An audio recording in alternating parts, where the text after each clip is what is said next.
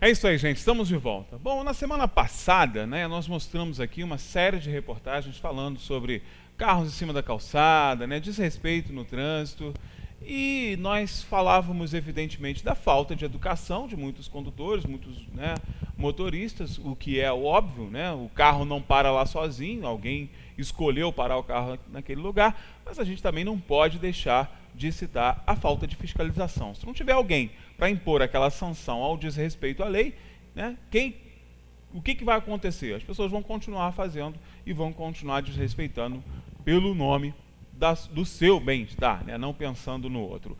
Olha só um registro que uma telespectadora nos mandou agora de manhã. Isso aí é na Delfim Moreira com Parque Regadas, né?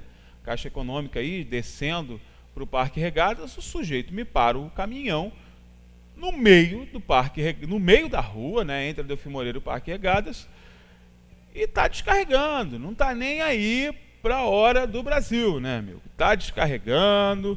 Eu não vou nem falar que o local é inapropriado, não. Ele pode inclusive causar um acidente aí onde ele está parado, sem contar que está obstruindo uma pista que é uma pista importante, está parado onde não deve. E aí eu lhes pergunto, essa cidade que permite que isso aconteça tem guarda municipal? Tem Secretaria de Segurança Pública? Não, não tem. Oi, amigo. Pois é, o Rica está me lembrando aqui que o sujeito, o preguiçoso, tem 2 vagas, pelo menos, de carga e descarga. Um em frente ao Varietá, logo ali na frente. 30 metros na frente tem uma vaga de carga e descarga, né? É só parar o caminhãozinho ali e descer. E logo, ou ele escolhia, ou parava no Varietá ou descia no Regadas, que também tem carga e descarga lá na frente, né, na parte inicial do Parque Regadas. Então, é preguiçoso, claro, né, que está aí, mas ele está fazendo porque ninguém tem a hombridade de chegar lá e punir. Porque isso aí não é nem para chegar lá e pedir para tirar, não, amigo. É para chegar e multar, porque ele parou e está descarregando. Então não tem nem que pedir para tirar. Já chega multando. Já chega multando. Eu quero ver se vai continuar fazendo isso. E tem que chegar multando mesmo. Agora, não adianta a Secretaria de Segurança Pública, né, ficar com um cara interinamente à sua frente, com um comando interino, com um talão de multas recolhido porque o prefeito tomou uma multa. Se isso continuar, vai continuar essa balbúrdia que está aí. E aí a cidade vai continuar pichada, com todo mundo parando onde acha que deve parar, e vai virar essa zona que está aí. Eu sei que o prefeito gosta bastante de uma zona, mas não vai transformar a nossa cidade numa zona, né? Pelo amor de Deus. Bom, vamos conversar com o Newton Golec, já está aqui, me perdoe, tá? Eu sei que você está sempre calmo, né? Você está sempre tranquilo, né? O Newton nada aborrece ele, gente. Agora, comigo não vem com essa não. Agora, Newton, na semana passada a gente, né, tratou de um assunto um pouco mais polêmico, né? E aí a gente recebeu muitas comunicações aí pelo WhatsApp, pelo Facebook, elogiando, falando da nossa coragem, né? Que tem que brigar mesmo contra esses caras, né? E você me traz hoje justamente um caso relacionado a uma financeira. Exato. E dentro daquilo que a gente está sempre falando, né, gente? Do abuso dessas operadoras, dessas empresas com relação à fragilidade, seja do consumidor. E no caso que o Newton vai trazer hoje, gente, uma fragilidade ainda potencializada. Digamos assim, pelo crime, pelo nosso Código Penal, seria um crime qualificado, né? Que é contra uma analfabeta, né, Newton? Exatamente. Olha lá. Eu vou dizer o nome, porque isso foi julgado, foi do Tribunal de São Paulo. Vamos falar da nossa conhecida Crefisa. Olha o que ela fez. Vamos dar uma olhada aí na tela, gente. Olha o que ela fez. Uma analfabeta foi pedir um empréstimo e eles cobraram 22% de juros ao mês, ou seja, 987% ao ano. Então, na sentença está dizendo que foi conduta abusiva e ilegal. Quer dizer, inclusive ela ganhou danos morais, porque além disso, eles estavam tirando 60% do seu benefício previdenciário. Ou seja, olha só, gente, além, né, de ter uma taxa que é muito pior do que uma agiota, né, porque o banco e a financeira estão piores do que a agiota, vale mais a pena você procurar um agiota hoje. Além de tudo isso, ainda tem a questão, né, de comprometer acima dos 30%. Exatamente, seu, e um benefício, né? Olha só, gente, aposentado, pensionista já sofre.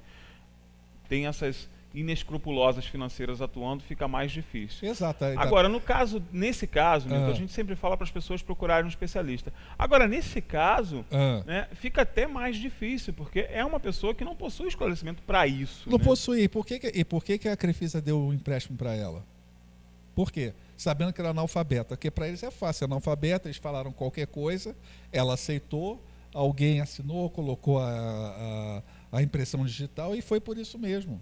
Aí o que aconteceu? Eles lá, acertadamente, além de mandar devolver o dinheiro, eles deram um valor de dano moral de R$ 46.800 para ela. Porque ela ganhou... Mais do que certo. É mais do que certo, é lógico. Foi lá em São Paulo. Aí, olha aqui que eles dizem ali. Vamos lá. Com relação aos indícios de dano social, o acordo faz menção 20 julgamentos socorridos. Quer dizer, a Crefisa... Não é um caso isolado, não é um caso isolado. Foram 20 casos e exatamente a mesma coisa. O que isso quer dizer, né, para você? Eu vou traduzindo aqui, né? O que quer dizer? Nesse acordo, né, ou seja, na decisão do magistrado, entendeu-se que não era um caso isolado, que existiam vários julgados parecidos com aquela relação de aposentados ou pensionistas absolutamente incapazes, né, e que não poderiam realmente receber, não poderiam contrair aquele tipo de modalidade financeira. Né? Eu botei lá, final justo. Foram punidos, eles foram punidos, quer dizer, isso só em São Paulo. Isso só em São Paulo foi visto. Agora você imagina em outros estados o que a Crefisa não faz. Agora, você já se deparou com esse tipo de situação aqui, Nilton? Eu sei que você já se deparou com várias situações parecidas, mas nesse tipo de fragilidade, porque eu sei que as pessoas mais humildes normalmente são as vítimas preferidas, né, dessa galera. Né? Já me deparei, inclusive foi em Barra do Piraí, uma professora aposentada, falsificaram a assinatura dela e pegaram 8 empréstimos no nome dela. Lá em Barra do Piraí. E todos os empréstimos, era tudo assinatura falsificada. Porque o que acontece é o seguinte, tem financeira que ela faz o seguinte, ela vai lá, fica assediando o que nós já conversamos. Que é aquele problema do assédio. Aí a pessoa vai, faz o empréstimo, tudo por telefone. Já começa errado, porque por telefone é aquela coisa. No telefone a gente só ouve, a gente não lê, a gente não vê o que eles estão fazendo. Aí, no meio do pagamento da prestação, eles renovam o contrato sem avisar, no caso, a professora. E aí a taxa de juros vai lá em cima. Exatamente. E tem um detalhe, aí você perguntaria, como é que eles renovam? Porque eles falsificam a assinatura. Eu pego o caso assim, eles falsificam a assinatura, aí renovam, depois renovam, a pessoa fica pagando a vida toda. Uma pergunta que me fizeram, Nilton, que eu vou repassar para você. Eu mais ou menos já sei a resposta, mas eu vou te fazer a pergunta mais ou menos assim. Porque me perguntaram o seguinte, Anderson, você e o Nilton estão sempre falando dessa questão dos juros abusivos, juros abusivos, juros abusivos. Não existe um limite para que estas operadoras cobrem esses juros? Ou seja, o governo não impõe um limite, né? Por exemplo, você não vai poder cobrar mais de 10% ao mês, você não vai poder cobrar mais de 500% ao ano. Existe alguma limitação ou a possibilidade dessa limitação? Né? Quem deveria fazer isso era o Banco Central. Mas o Banco Central só libera dinheiro para isso. Dinheiro, só informa. Existe súmulas, né, que proíbe a capitalização dos juros, mas não tem nenhuma lei que limita a aplicação dos juros. O Banco Central, que deveria fazer isso, não faz. Ele podia dizer, olha, vocês só podem cobrar até esse patamar de juros. Fora isso, nada mais. Mas eles cobram o que eles querem. E dos agiotas, eu estou abrindo um parênteses para dizer o seguinte, existem 2 tipos de agiotas. Um são os paralelos, esse que o pessoal combate. E os outros são os oficiais. São os institucionais. Exatamente. Também tem que ser combatido. Que tem que ser combatido também, que é crime também. Uma dica bacana para você sempre me pergunta também, Anderson, você fala para a gente votar conscientemente, para cobrar os nossos políticos. Está aí uma boa cobrança para o deputado. Ele não esteve aqui, não pediu seu voto, não levou seu voto para Brasília, não levou seu voto para o Rio de Janeiro. Pressiona ele. Deputado, faz uma lei aí, ajuda, reúne a sua bancada do Rio de Janeiro, faz uma lei para evitar esse tipo de coisa, porque a gente tem que impor essas mudanças ao sistema financeiro, porque a gente já viu que o governo não está nem aí, né? Aliás, pelo contrário, fica liberando dinheiro para as instituições financeiras, aí chega no final do ano, tem aquela lista lá de empresas mais lucrativas do ano. Sabe quem está vislumbrando lá na frente? Em outros países são as empresas de tecnologia, de prestação de serviço. Aqui no Brasil são os bancos, gente. Dos 10 mais ricos, né, das empresas mais ricas, 5 pelo menos são os nossos grandes bancos, que faturam bilhões e bilhões em cima da desgraça dos outros, como Exato. a gente está vendo. Porque essas financeiras também, né, Newton, e você já explicou isso muito bem, estão sempre atreladas a esses bancos. São todas atreladas a esses Não bancos. são empresas, algumas até são independentes, mas a grande maioria São todas atreladas a grandes bancos. Olha a prova do que você falou, que eu até botei Vamos no lá. título, a subserviência do governo Ah, aos o banqueiros. governo aí, o governo Olha o agindo. governo. Para esse ano, o que o governo Temer fez? Liberou 339 bilhões aos banqueiros. Então, o que acontece? Eu vou até explicar o orçamento. Ele previa um gasto de encargo da dívida de 339 bilhões. Ou seja, pode passar adiante, por favor. Vamos à próxima, Rica. Vamos lá. O que acontece? Aí, como é que é o orçamento? Você tem um superávit ou déficit primário. O que é o superávit? A receita, quer dizer, tudo que o governo arrecadou de impostos, menos os gastos do governo. É saúde, educação, pessoal. Então, se a receita for maior, se o que arrecadou for maior, teremos um superávit primário. Se for menor, teremos um déficit primário. Aí, agora você vai entender. Aí vem o déficit nominal.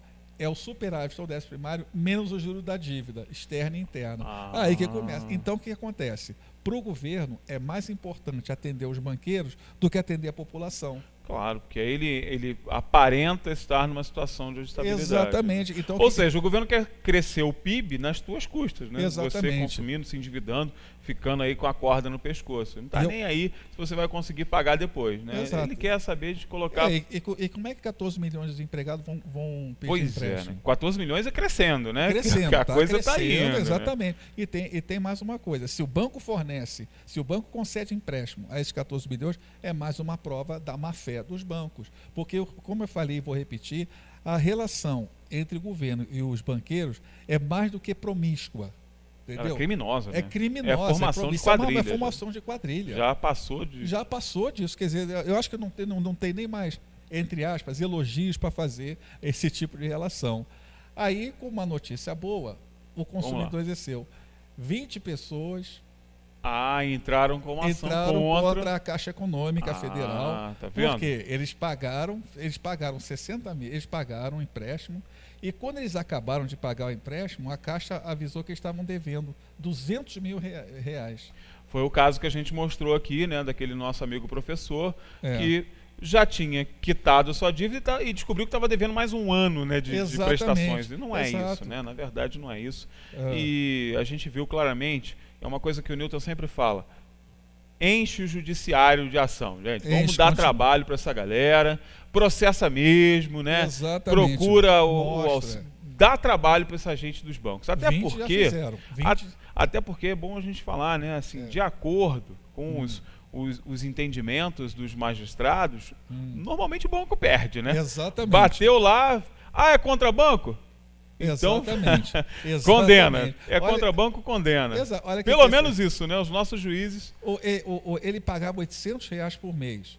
Aí a Caixa foi lá, disse que estava devendo 5 mil por mês. Ele contratou um perito, olha a importância de ter um perito. Aí, olha o trabalho aí que a gente está falando sempre, olha o trabalho, gente. Entendeu? Previsão resultado. Porque acontece, quando você faz, até em qualquer contrato, não só com a Caixa Econômica, com o banco privado, já há uma abusividade, que é a previsão de saldo residual. Ou seja, você vai cumprir, mas não vai pagar todo o empréstimo. O que está errado aqui. Tanto que diz essa advogada, o entendimento da Justiça é que se havia previsão de resíduo, o mutuário deve suportar o pagamento. Mas é possível questionar o índice de correção utilizado pela instituição financeira. Quer dizer, no momento que há desequilíbrio, que o consumidor está perdendo, ele pode entrar na Justiça. Ele pode. Inclusive o nosso Código de Defesa do Consumidor prevê isso, né? Entendeu? Essa proteção. Então, e evidentemente o ramo financeiro, né, gente? Por isso que o Newton está aqui, inclusive a gente agradece sempre a participação dele aqui nas segundas-feiras, porque já é algo que nos é muito difícil de entender, né? Eu, por exemplo, né, eu sou da área de humanas, de matemática arrepia só de falar. Imagina em fazer, colocar a mão na massa, né? E para a grande maioria dos brasileiros é muito difícil entender esses Mas é para isso que eu estou. Eu estudo matemática há 7 anos. Tá vendo? Então, eu estudo matemática há 7 anos, então... Tá vendo? Olha, por isso que eu tenho medo do Newton. O pessoal que estuda matemática, eu tenho medo, gente. Olha a piada da Caixa Econômica Federal. Informou que a empresa adquiriu contratos, que a empresa informou que o saldo residual é resultado do desequilíbrio entre o reajuste do saldo devedor pelos encargos e o aumento das prestações mensais. Quer dizer, para eles tem desequilíbrio. Para o consumidor, não. Consumidor, não. Consumidor, não. É aquela coisa, né? Se você atrasar uma prestação, o cara cai em cima. O financeiro, então, te liga de 5 em 5 minutos, né?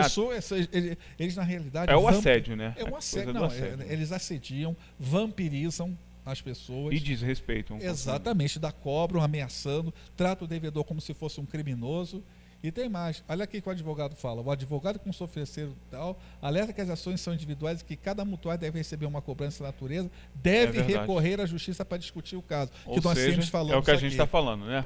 Vamos encher o judiciário de ação. Olha, gente, esses 20, e essa advogada da Proteste fala, pelo Código de Defesa do Consumidor, se os valores se mostrarem excessivamente onerosos, essas cláusulas de atualização e correção podem ser consideradas nulas, por se presumir exagerada vantagem por parte do fornecedor. Está aí o que nós conversamos sempre. Então eu vou falar, parabéns para esses 20, entendeu? Para esses 20 que entraram, mas eu quero mais. Eu quero que todos abarrotem, mostrem, porque não adianta você ir à mídia, um grande construtor, pedindo segurança jurídica para ele e não cumprir, como eles não cumprem. Não cumprem, evidentemente. Então, não, abarrotem, mostra ao judiciário, e o judiciário não deve fechar os olhos para isso. Fiquem atentos. E graças a Deus não tem fechado, né? Graças Pelo menos a Deus. Isso, né? Mas vai depender aí, é claro, da boa vontade do nosso legislador para a gente mudar essa história. Exatamente. Newton, semana que vem tem mais, né? Vai ter mais, tem muito mais coisa para vir por aí. Se Deus quiser. Então você já sabe, né? Manda para cá a pergunta, a gente viu aqui que são assuntos da sua relevância, e eu vou ter o maior prazer em responder. Sempre.